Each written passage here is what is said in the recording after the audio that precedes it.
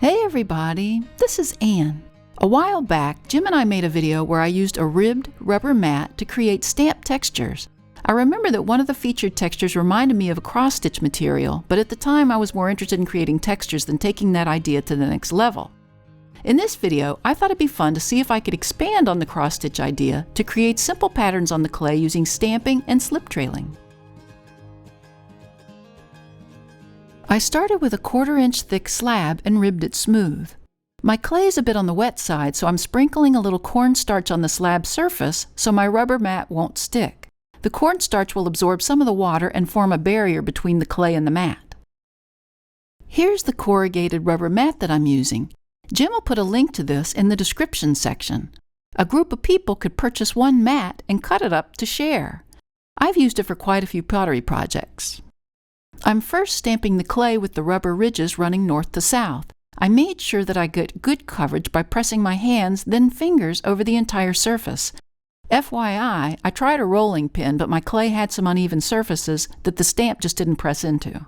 Because of this, when removing the mat, peel it slowly and check to make sure the surface is well stamped. If it's not, lower the mat back down and repress it in the bare spots. Next, I turned the mat so the ridges were running east to west and pressed the mat straight down over the first stamping that I made. Again, I used my fingers to make sure the mat really stamped in all the areas of the clay. I like to start in the middle and work my way out to the edges.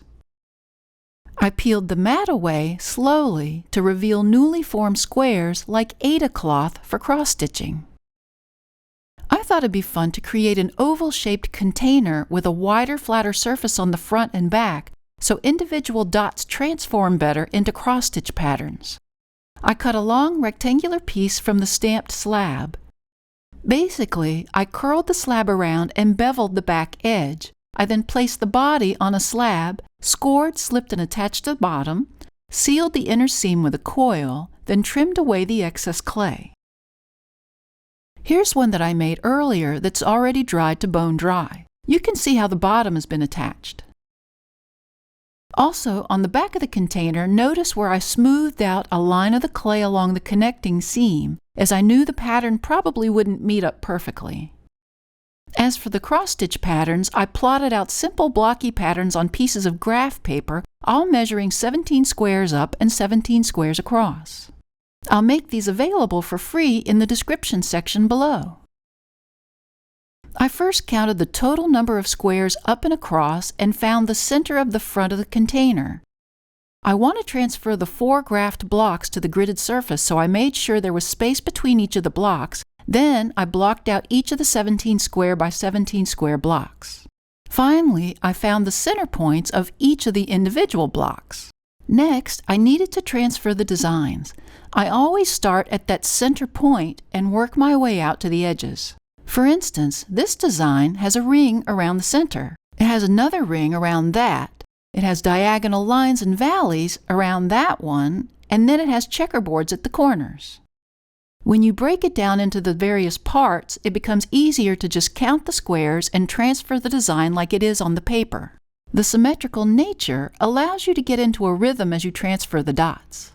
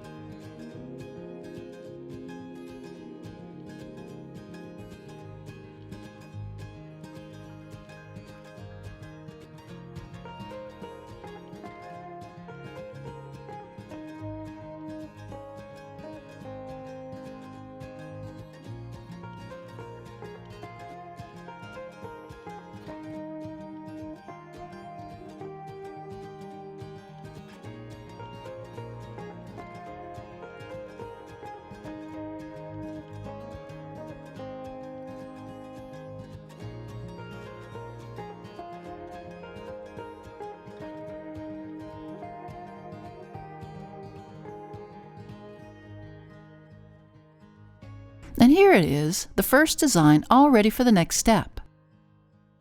For this piece, I transferred all the rest of the designs in the same way, counting from the center out.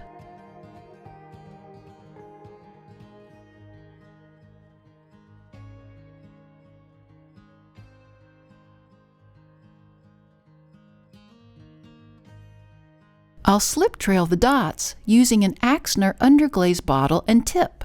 You just need to make sure the flow from the tip is not too thick or too watery and that there are no air bubbles. I tested dots on the table a few times just to make sure before dotting the clay squares. Once I got started, the process went pretty quickly. If you do find that an air bubble causes a mistake, wait until the underglaze dries, and then you can easily scrape away unwanted mistakes using a needle tool in the grooves if necessary.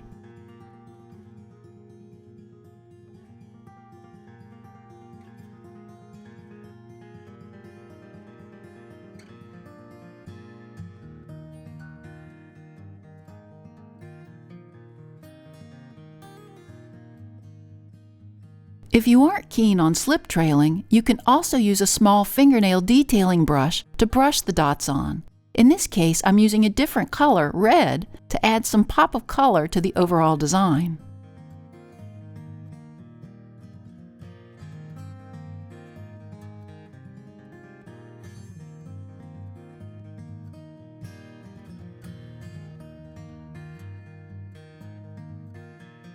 Now here's an oval container design that I created earlier that's bisque fired. I did a checkerboard of red dots along the border and little stars between the bigger squared patterns. Along the back side, my pattern didn't meet together perfectly, but the red stripe along the seam line hides the discrepancy, so it doesn't bother me. I also added a red stripe at the bottom for symmetry to the top band. And here it is, all finished. I brushed 2 coats of clear glaze over the entire piece, making sure the glaze got into all the grooved crevices as I went.